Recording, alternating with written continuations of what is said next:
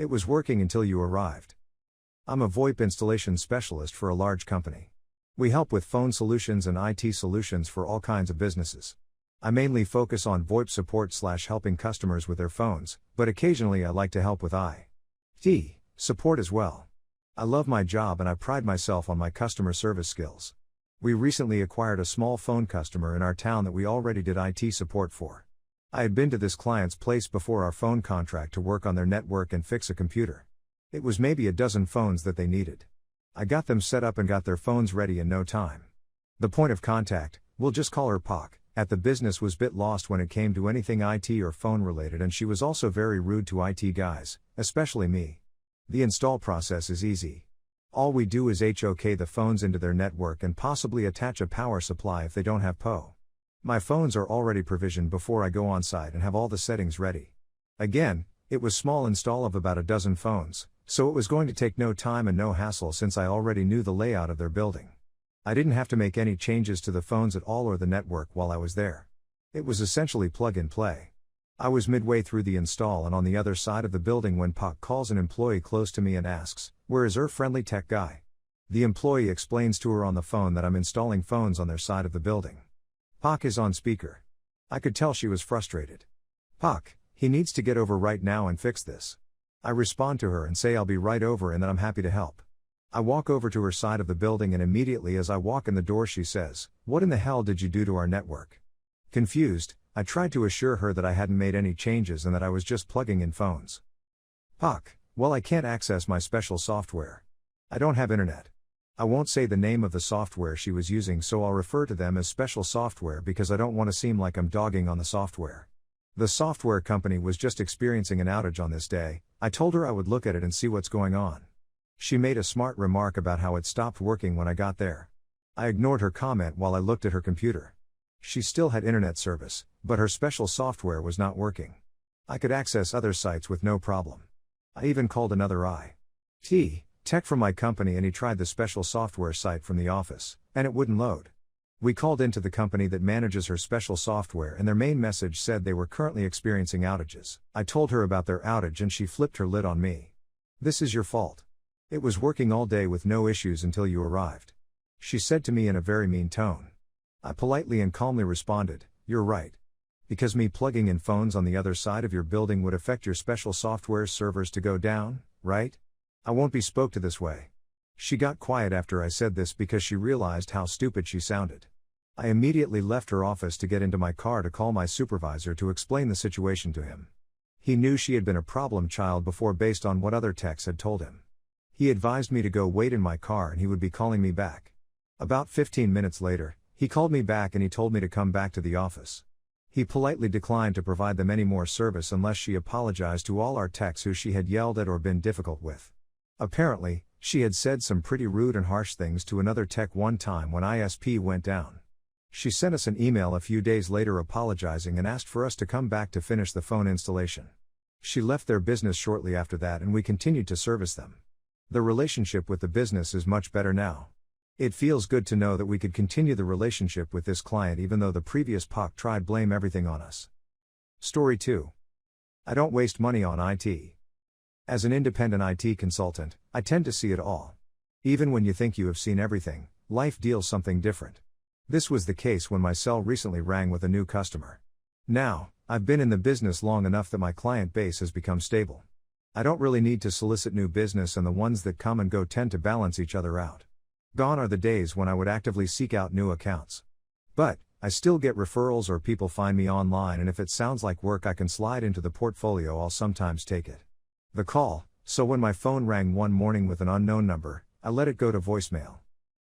Same number called again about 10 minutes later, this time leaving a message. "Hey IT guy. Found your website and it looks like you are local. Describe small business close by, and need some help with a situation that must be dealt with today. Give me a call back so I can get a quote. My day was light so I take the bait. Figured it is worth the conversation if at least for business development purposes. Hello, this is the IT guy returning your call. Yeah. Thanks. See, my network is down and I have a few computers that seem to have viruses. My usual internal IT worker is unavailable and I need someone to get this up and running ASAP. Okay. You would be a new client, and since I don't know your systems or setup, I would need to do some intake work to diagnose what is going on. That will take a few hours at least, and then I'll have an estimate for the fix. For new clients asking for emergency work of this nature, I require a minimum of 3 full days of pay. Look, I just need someone to come in and get the internet back up. I don't need a full analysis of anything. Sure, you can do that in just a few hours. I'm coming in blind and it isn't that simple. Isn't it your job to know how to fix this kind of stuff? At this point, this guy is getting on my nerves, so I consider declining the job, but before I get there decide I'll just double the cost and see if he bites. My new client deal is 3 full days, 24 hours, at my emergency rate, prepaid for this type of work. Usually I would just do it straight time, but this guy gets the jerk bonus. If you are interested, let me know and I'll send you over the scope of work and we can arrange payment. What? That is going to be like $10,000. I can't pay that. Then I would suggest you try taking your computers down to local tech store that does low-end repair rather cheap, and hope for the best. Wait, I'll take the deal. I need this all back up and running. It is costing me thousands to not be able to process sales right now. Just come over ASAP. Later I would learn, internal IT equals owner's kid, unavailable equals owner's kid. Away at college the site, I pull up to a small office and am greeted by the owner of the business. He is a little more cheerful until I present him with paperwork and ask for the check. Begrudgingly he fills out everything and hands over the check saying, "Now for that you will get every working again, right?" The scope of work provides that I will make reasonable efforts to resolve these issues within the time allotted. I'll give you regular updates. This place was a disaster. The network closet was a mess. Nothing was racked. Just a jumble of switches and cables. I think I found the firewall, but it appears to be a simple Linux box. This will take some time to sort, so I head out the rest of the site. Workstations are all old and at end of life. They can still perform some basic applications but have huge security holes due to lack of patching and upgrades. All seem to have some kind of virus or physical defect. These things must be at least 10 years old. I really didn't know a compact branded workstation could last that long. Asked where the server is and get pointed to a machine that is plugged in under another desk. Problem is that it is not even on. Attempts to power it up fail. It is just dead. I spend most of my first day making sense of the network, getting that room at least organized. Figure out how to get on the firewall, an old machine that has great firewall of RON emblazoned on the side. No joke, that was written on the side of the tower in what appeared to be white out. The firewall was so old I had never seen anything like it. Instead of wasting time trying to figure it out, I just deploy a spare SonicWall I had lying around. That, at least, got the internet back up. I briefed the owner at the end of the day. Internet backup at least for now. Backend was going to need some equipment upgrade and workstations were so old they might not even be worth trying to salvage. The server appeared to be completely dead and would need about another day's worth of work to further diagnose.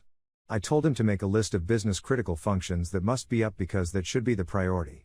He did not care for my professional opinion and told me there was nothing wrong with the workstations and the server backup just needed to be restored. He clearly had no understanding about how bad this situation was or what could be done. After giving him a reasonable plan of action, he comes back at me to tell me all my plans are unnecessary. Okay. I ask him what he would like me to do and his answer is fix IT. I can see we are going nowhere fast here and I am losing my patience. But, I throw out one more proposal that I get his workstations in good working order, finish the rack job in the network room, and spend the rest of my time on the server to finish out the engagement. He will have none of it though, ranting that I have no idea what I am doing. This is why I don't spend money on IT. The guy has already prepaid me and under the terms if he rejects my proposed work plans, then I can walk with the money. I don't like to do this unless it is necessary, but here it was becoming obvious that was going to be the best way out.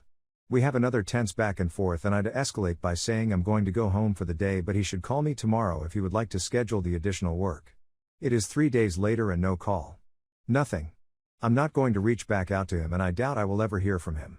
I'll just enjoy the payday and move on to my next client.